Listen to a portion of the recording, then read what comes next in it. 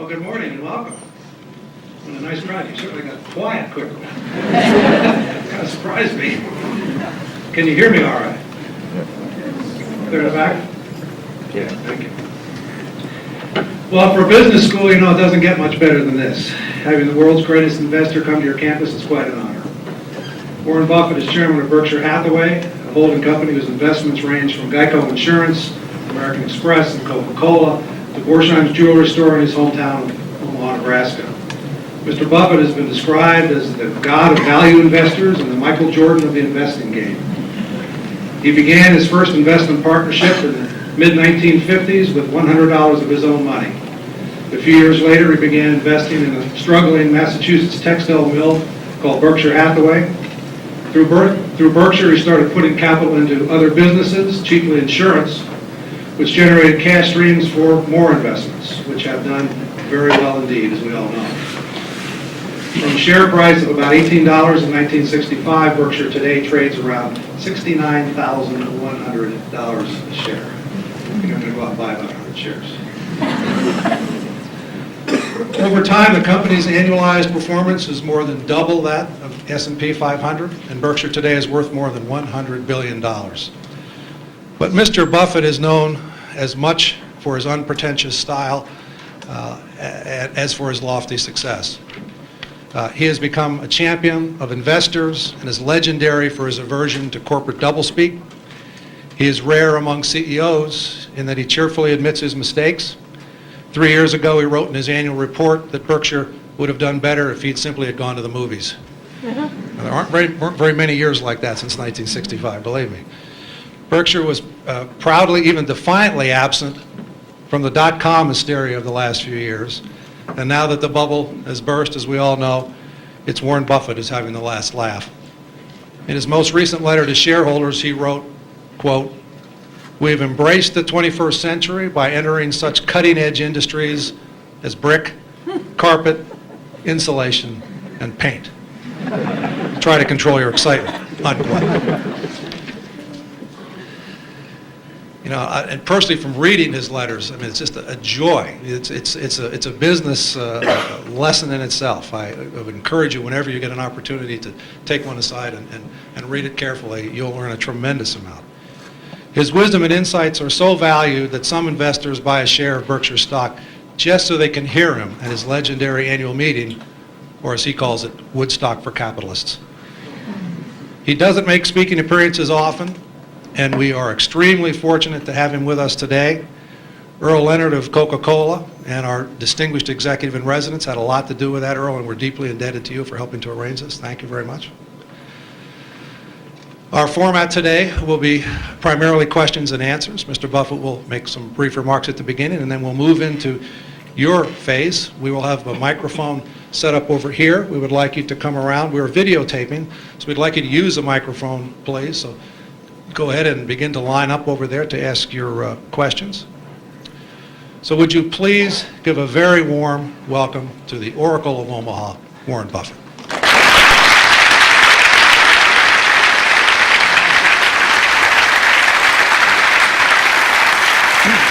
Your mic, so you can go anywhere you want. Okay, yeah, right.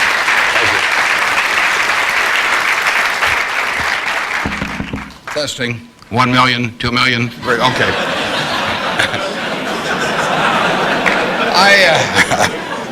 I came in from Nebraska today, and you're probably all familiar with us mainly by our football team. We have those fellows with the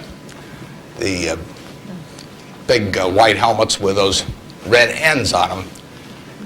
I asked one of our starters the other day, what's the N stand for? And he said, knowledge. We make it tough on them, though. I mean, you don't coast through Nebraska just because you're a football player. They major in agricultural economics, and there's a two-question final for all of the players. And first question is, what did Old MacDonald have? And they were giving that to one of our potential Heisman Trophy winners the other day, and he started to sweat. Finally, he brightened up. He said, farm. Professor, delighted, of course. You don't want to flunk a Heisman candidate. So he said, you're halfway home. He said, just one more question. He said, how do you spell farm? Now the guy really starts to sweat. He looks at the ceiling and he looks around. Finally his face brightens up and he says, E-I-E-I-O. So watch for that guy this year. He'll be dynamite. I really want to talk about what's on your mind, so we're going to do a Q&A in a minute. There are a couple questions I always get asked. People always say, well, who should I go to work for when I get out? And I've got a very simple answer. We may elaborate more on this as we go along, but the real thing to do is to get going for some institution or individual that you admire. I mean, it's crazy to take in between jobs just because they look good on your resume or because you get a little higher starting pay. I was up at Harvard a while back, and a very nice young guy picked me up at the airport, Harvard Business School attendee, and he said, look, I went to undergrad here, and then I worked for X and Y and Z, and now I've come here. And he said, I thought it would really round out my resume perfectly if I went to work now for a big management consulting firm. And I said, well, is that what you want to do? And he said, no, but he said, that's the perfect resume.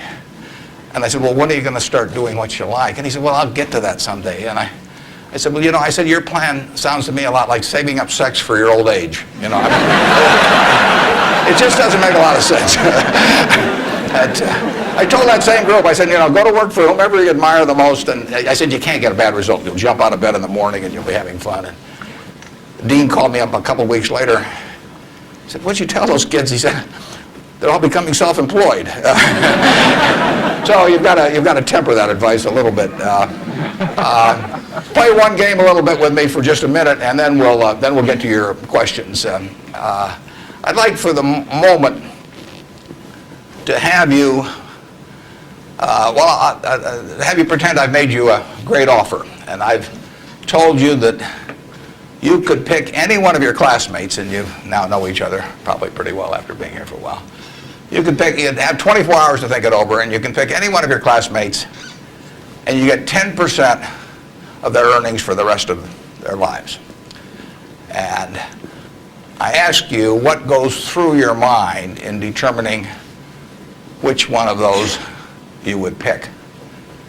You can't pick the one with the richest father. That doesn't count. I mean, you've got to do this on merit. But you probably wouldn't pick the person that gets the highest grades in the class. I mean, there's nothing wrong with getting the highest grades in the class, but that isn't going to be the quality that sets apart a big winner from the rest of the pack. Think about who you would pick and why. And I think you'll find when you get through, you'll pick some individual. You've all got the ability. You wouldn't be here otherwise. And you've all got the energy. I mean, you've got, the initiative is here. The intelligence is here throughout the class. But some of you are going to be bigger winners than others. And it gets down to a bunch of qualities that, interestingly enough, are self-made. I mean, it's not how tall you are. It's not whether you can kick a football 60 yards. It's not whether you can run the 100-yard dash in 10 seconds. It's not whether you're the best-looking person in the room. It's a whole bunch of qualities that really come out of Ben Franklin or the Boy Scout code or whatever it may be. I mean, it's integrity, it's honesty, it's generosity, it's being willing to do more than your share. It's just all those qualities that are self-selected. And then if you look on the other side of the ledger, because there's always a catch to these, free gifts and genie jokes. So you also have to, and this is the fun part, you also have to sell short one of your classmates and pay 10% of what they do. So who do you think is going to do the worst in the class? This is way more fun. And think about it again. And again, it isn't the person with the lowest grades or anything of the sort. It's the person who just doesn't shape up in the character department. I mean, we look for three things when we hire people. We look for intelligence, we look for initiative or energy, and we look for integrity. And if they don't have the latter, the first two will kill you. Because if you're going to get somebody without integrity, you want them lazy and dumb. I mean, you don't want them smart and energetic. So it's that third quality, but everything about that quality is your choice. You can't change the way you are wired much, but you can change a lot of what you do with that wiring. And it's the habits that you generate now on those qualities, or those negative qualities. I mean, the person who always, claims credit for things they didn't do, that always cuts corners, that you can't count on. I mean, in the end, those are habit patterns. And the time to form the right habits is when you're your age. I mean, it doesn't do me much good to get golf lessons now. If I'd gotten golf lessons when I was your age, I might be a decent golfer. But someone once said the chains of habit are too light to be felt until they're too heavy to be broken. And I see that all the time. I see people with habit patterns that are self-destructive when they're 50 or 60, and they really can't change them. They're imprisoned by that. But you're not imprisoned by anything. So when you write down the qualities of that person that you'd like to buy 10% of, look at that list and ask yourself, is there anything on that list I couldn't do? And the answer is there won't be. And when you look at the person you sell short and you look at those qualities that you don't like, if you see any of those in yourself, egotism, whatever it may be, selfishness, you can get rid of that. I mean, that is not ordained. And if you follow that, and Ben Franklin did this, and my old boss Ben Graham did this at early ages in their young teens. Ben Graham looked around and he said, who do I admire? And he wanted to be admired himself, and he said, why do I admire these other people? And he said, if I admire them for these reasons, maybe other people will admire me if I behave in a similar manner. And he decided what kind of a person he wanted to be. And if you follow that, at the end, you'll be the person you want to buy 10% of. I mean, that's the goal in the end. And it's something that's achievable by everybody in this room. So that's the end of the sermon. Now let's talk about what's on your mind. And you can ask anything. The only thing I won't tell you is what we're buying or selling or about. I don't even tell myself that. I mean, I write it down, and then it's like the Coca-Cola formula. There's only 2 people can get into the trust department and find out what they are. I don't know who the 2 are. So we don't talk about what we're buying or selling, but anything else is fair game. Personal, business, anything you'd like to talk about. And actually, the tougher the questions are, the more interesting it is for me. So don't spare my feelings. I mean, just throw at my head.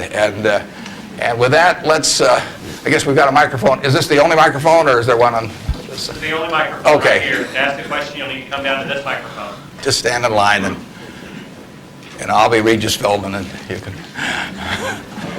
Yes. I have an old-fashioned belief that I should expect to make money in things that I understand. And when I say understand, I don't mean understand, what the product does or anything like that. I mean understand what the economics of the business are likely to look like 10 years from now or 20 years from now. I know, in general, what the economics of, say, Wrigley chewing gum will look like 10 years from now. The internet isn't going to change the way people chew gum. It isn't going to change which gum they chew.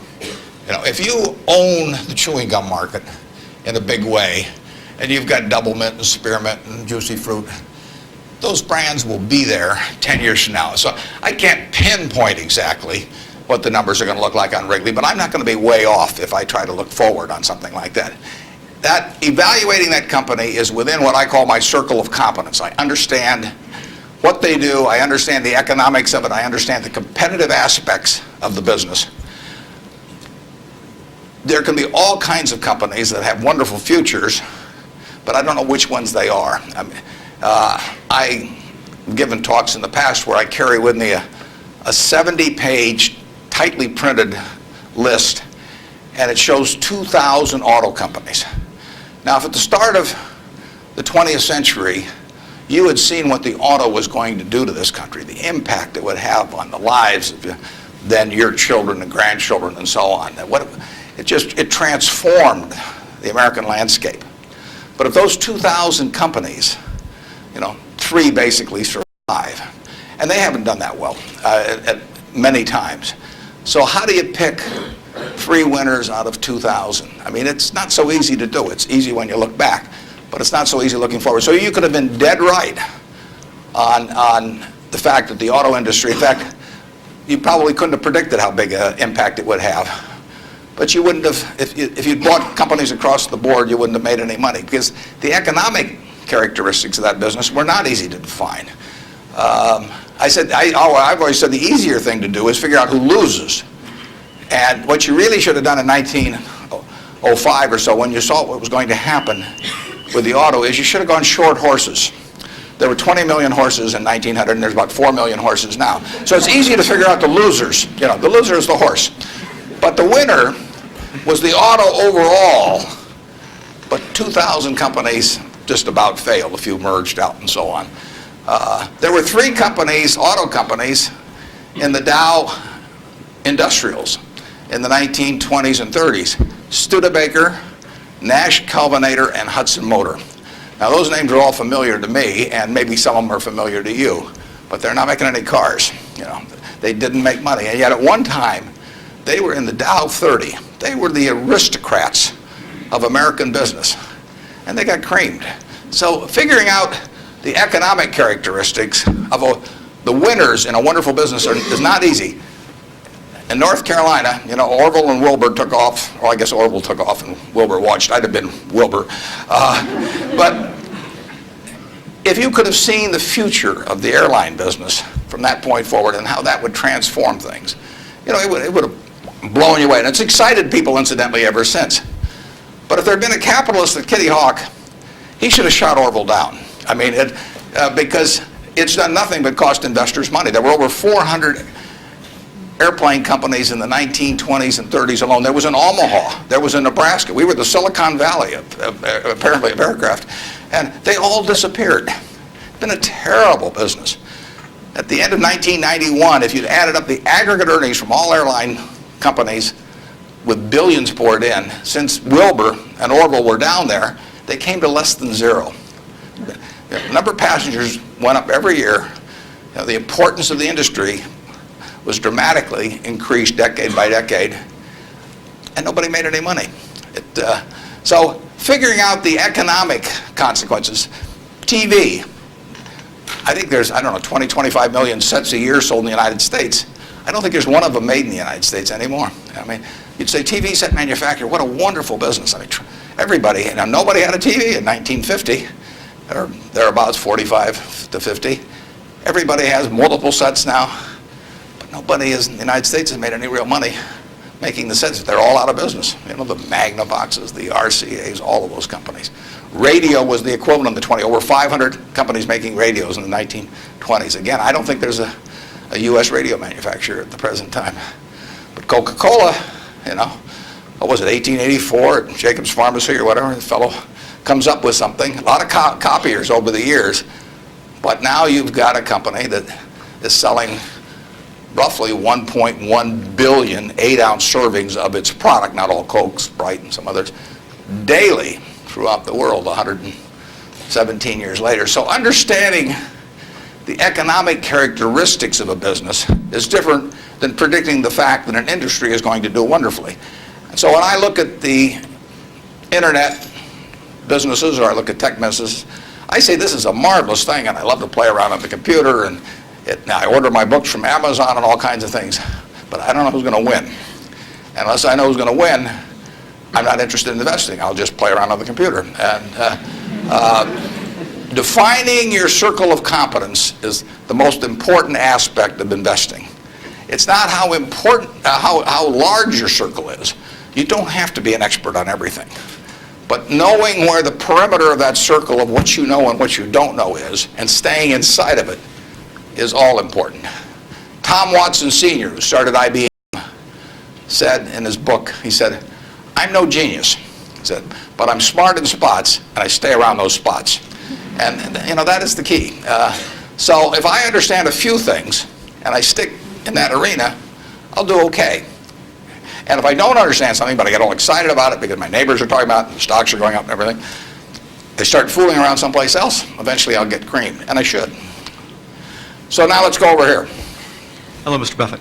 I got 2 short questions. One is, how do you find intrinsic value in a company?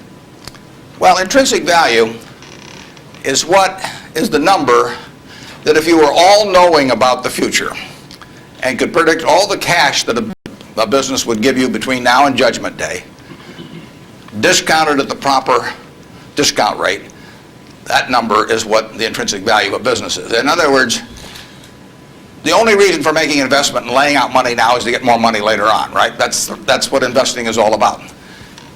Now, when you look at a stock, when you look at a bond, assuming it's the United States government bond, it's very easy to tell how much you're going to get back. It says it right on the bond. It says when you get the interest payments, it says when you get the principal. So it's very easy to figure out the value of a bond. It can change tomorrow if interest rates change, but the cash flows are printed on the bond. The cash flows aren't printed on a stock certificate. That's the job of the analyst, is to print out, change that stock certificate, which represents an interest in the business, and change that into a bond and say, this is what I think it's going to pay out in the future. When we buy, some new machine for Shaw to make carpet, that's what we're thinking about, obviously, and you all learn that in business school. But it's the same thing for a big business.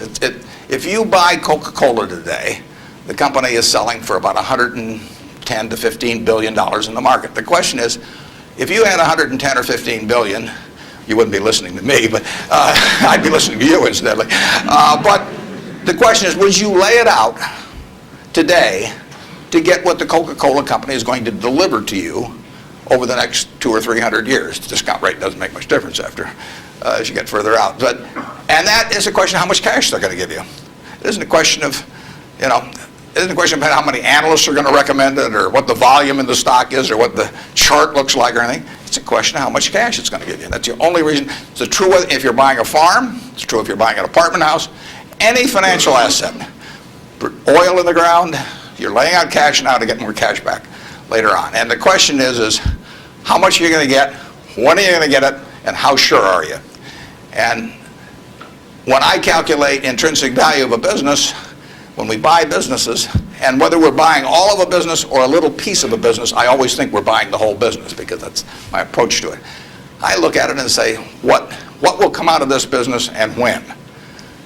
And what you really like, of course, is them to be able to use the money they earn and earn higher returns on it as you go along. I mean, Berkshire has never distributed anything to its shareholders, but its ability to distribute goes up as the value of the businesses we own increases.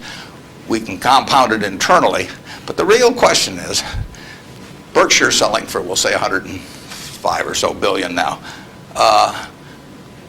What can we distribute from that 100? If you're going to buy the whole company for 105 billion now, can we distribute enough cash to you soon enough to make it sensible at present interest rates to lay out that cash now? And that's what it gets down to. And if you can't answer that question, you can't buy the stock.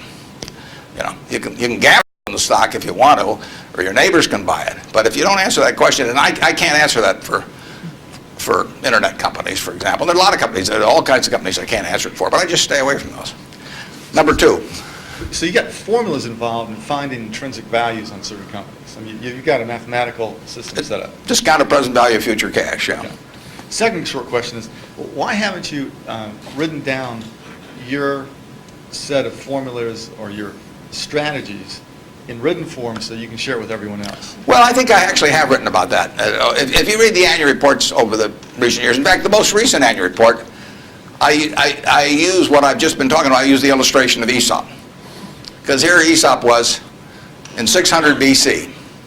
Smart man, wasn't smart enough to know it was 600 BC, though. I mean, would take a little foresight.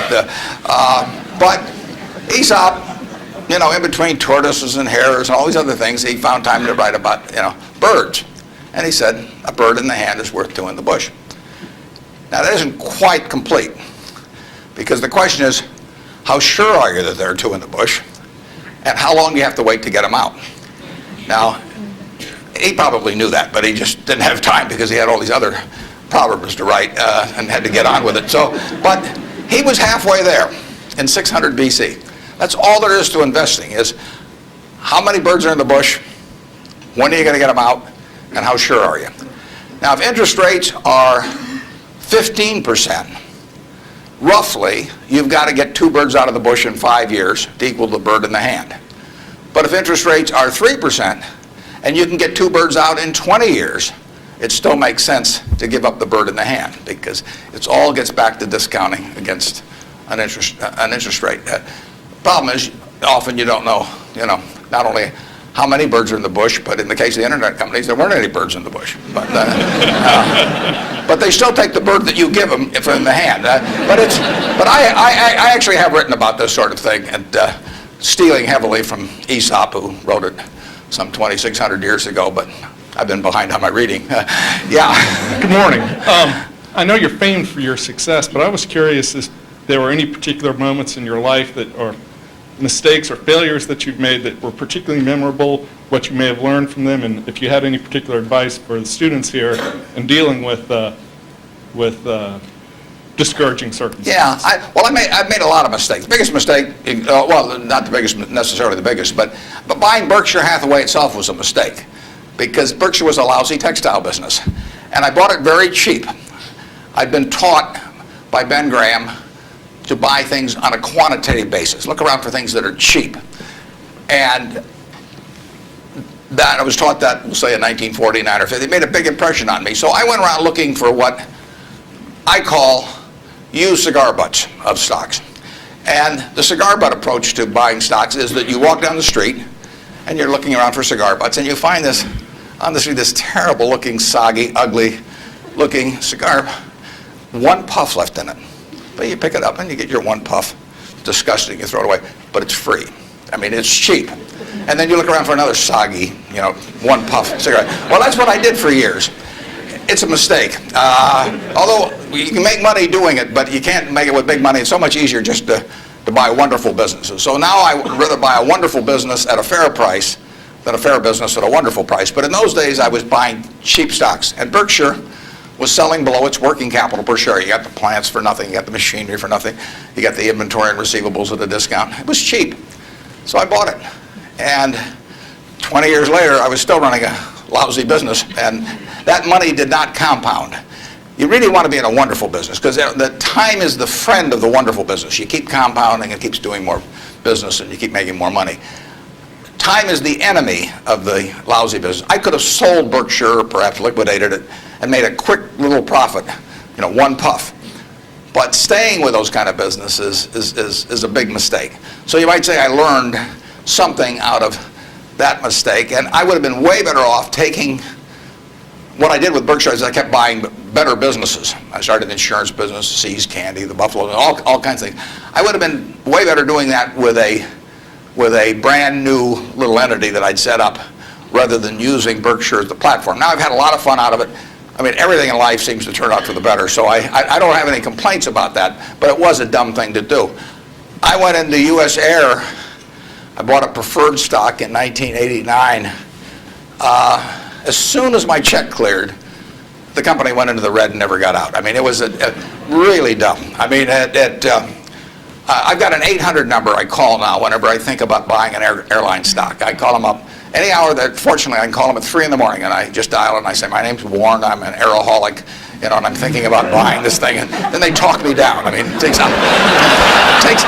hours sometimes, but it's worth it, believe me. If you ever think about that buying an airline stock, call me and I'll give you the 800 number, because you don't want to do it. But we got lucky in terms of how we eventually came out on it, but it was a dumb decision, all mine. And I've done biggest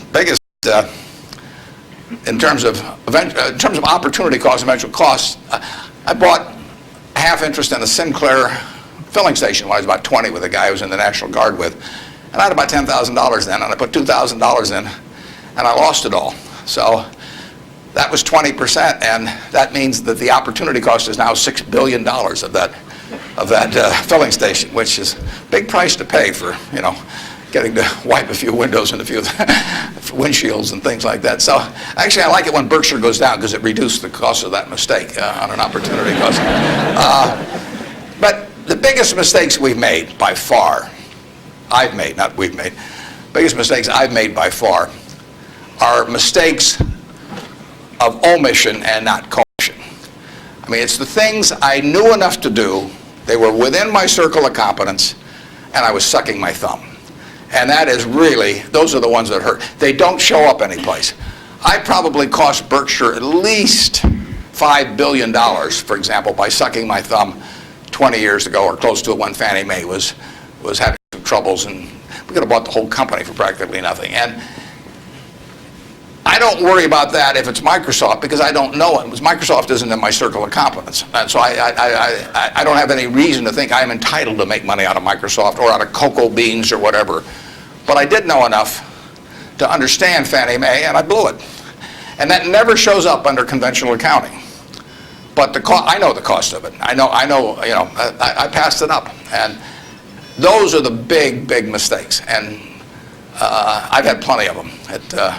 And unless I tell you about them in the annual report, and I resist the temptation sometimes, unless I tell you about them in the annual report, you're not going to know it because it doesn't show up under conventional accounting.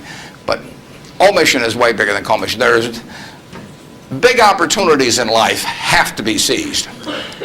We don't do very many things, but when we get the chance to do something that's right and big, we've got to do it. And even to do it in a small scale is just as big a mistake almost as not doing it at all. I mean, you've really got to grab them when they come, because you're not going to get 500 great opportunities. You would be better off if when you got out of school here, you got a punch card with 20 punches on it, and every financial decision you made, you used up a punch. You'd get very rich because you'd think through very hard each one. I mean, you went to a cocktail party and somebody talked about a company you didn't even understand what they did or couldn't pronounce the name, but they made some money last week and another one like it. You wouldn't buy it if you only had 20 punches on that card. There's a temptation to dabble, particularly during bull markets. In stocks, it's so easy. It's easier now than ever because you can do it online. Just you click it in and maybe it goes up a point and you get excited about that and you buy another one the next day and so on. You can't make any money over time doing that. But if you had a punch card with only 20 punches, you weren't going to get another one in the rest of your life, you would think a long time before every investment decision. And you would make good ones and you'd make big ones. And you probably wouldn't even use all 20 punches in your lifetime, but you wouldn't need to. Yep. Mr. Buffett, good morning. In your comments about making mistakes and errors like that, can you talk a little bit about your sell discipline when you're in a position and you feel like it's no longer good? What criteria to use when you just finally abandon it? Yeah, when I started out, the sell situation has changed over the years because when I started out, I had way more ideas than money. I mean, I would go through Moody's manual. I went through it page by page, and then I went through it again page by page. And I found stocks in there that I could understand that were selling at like 2 times earnings, even 1 times earnings. Well, when you only have $10,000, that can get a little frustrating. And if you don't like to borrow money, which I never like to borrow money, so I was always coming up with more ideas than I had money. So I had to sell whatever I liked least to buy something new that just was compelling to me. And for a long time, I was in that mode. And now our problem is we have more money than ideas. If you look at our annual report, which is on the internet at our homepage, BerkshireHathaway.com, you'll see something in the back called the Economic Principles of Berkshire. And you will see, which I believe in setting out for my partners. They are my partners. I don't look at them as shareholders. I look at them as partners. They're going to be my partners for life. So I want to tell them how I think. And if they don't agree with the way I think, that's fine, but I don't want them to be disappointed in me. So I lay out there and I say, in terms of our wholly owned businesses, we're not going to sell no matter how much anybody offers us for them. I mean, if somebody offers us 3 times what something is worth at See's Candy, the Buffalo News, Borsheim's, whatever it may be, we're not going to sell it. I may be wrong in having that approach. I know I'm not wrong if I owned 100% of Berkshire because that's the way I want to live my life. I've got all the money I could possibly need. It just amounts to a change in the newspaper story on my obituary and the amount of money that the foundation has. And to break off relationships with people I like and people that have joined me because they think it's a permanent home, to do that simply because somebody waves a big check at me would be like selling one of my children because somebody waved a big check. So I won't do that. And I want to tell my partners I won't do it so that they're not disappointed in me.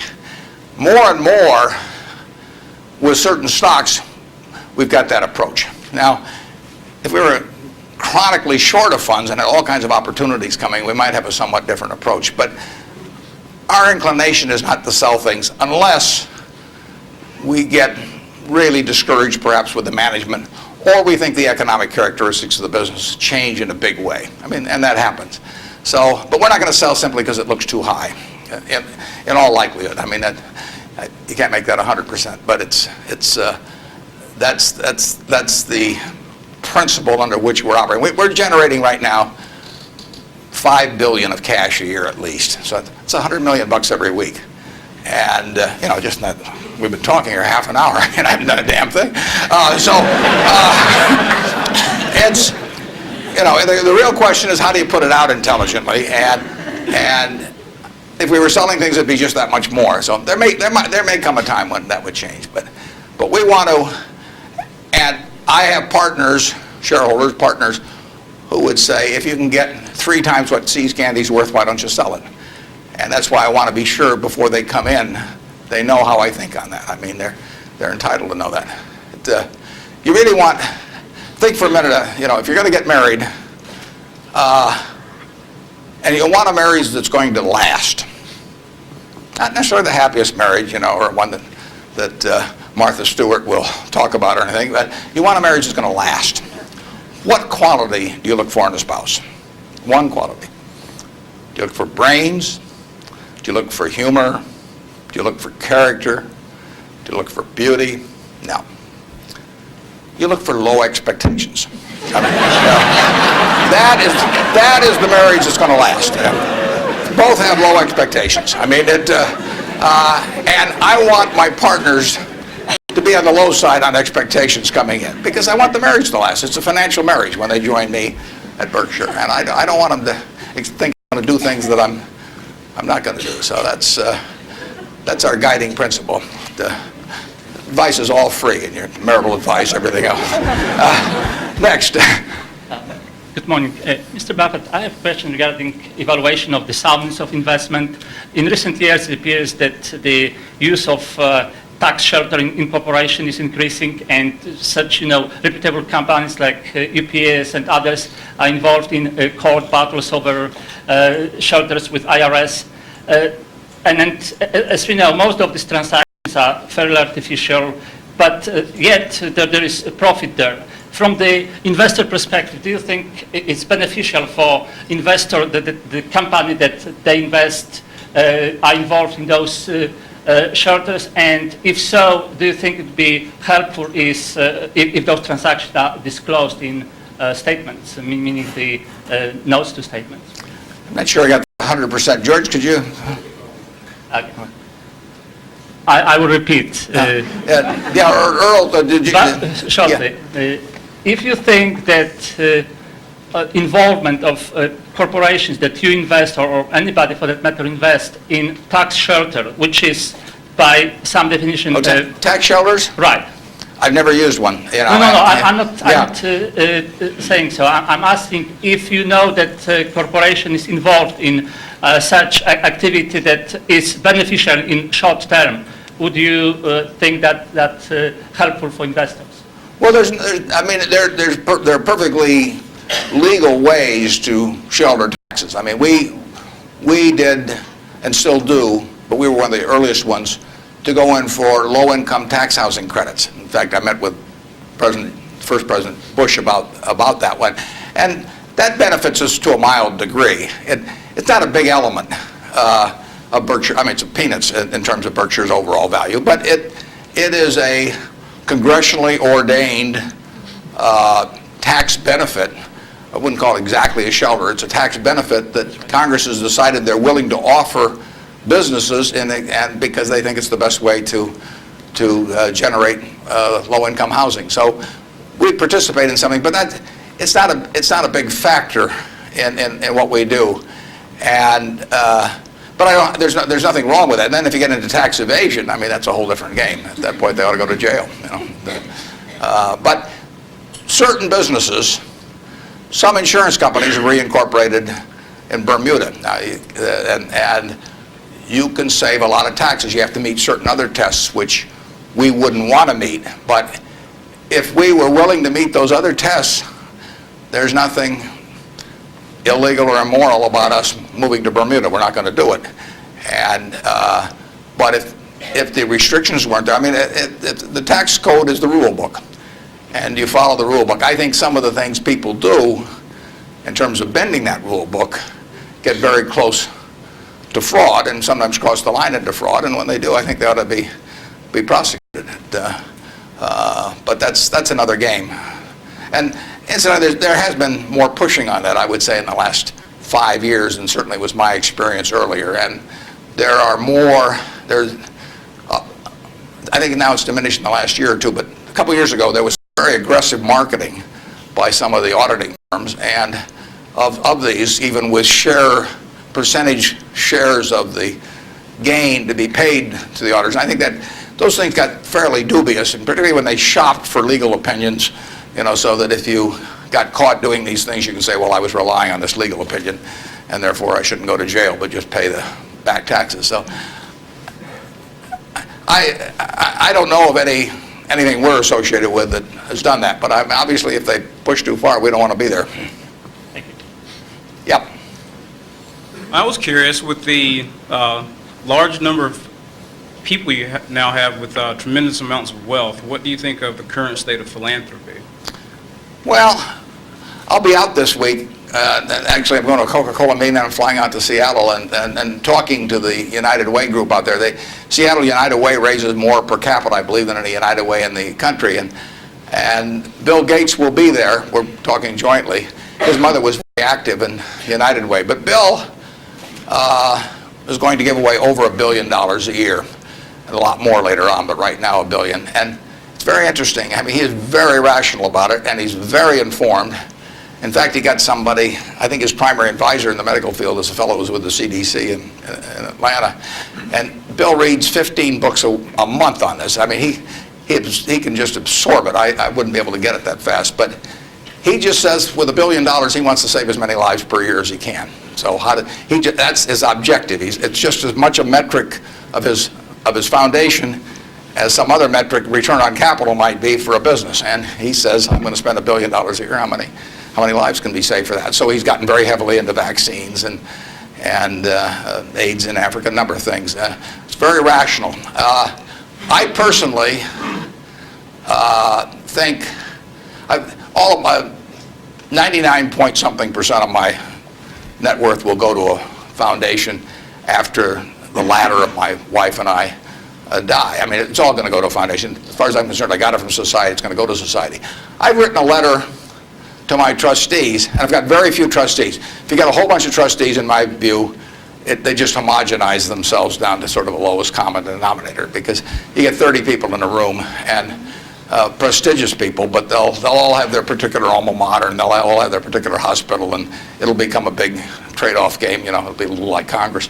So I have very few people, and I don't give them anything specific, because I tell them their judgment above ground will be better than my instructions from 6 feet underground. So I don't like to think that, but it's true. So I tell them, look, the society are the ones that don't have a natural funding constituency or are just damned intractable and very difficult to solve. So I tell them I am not going to haunt them at all if they spend big money on some terribly important problem and they fail, because they're taking on tough problems. When I buy businesses, I'm buying easy businesses. But the reason the big problems of society are big problems is that they're damn tough to solve. So they're swinging at bad pitches.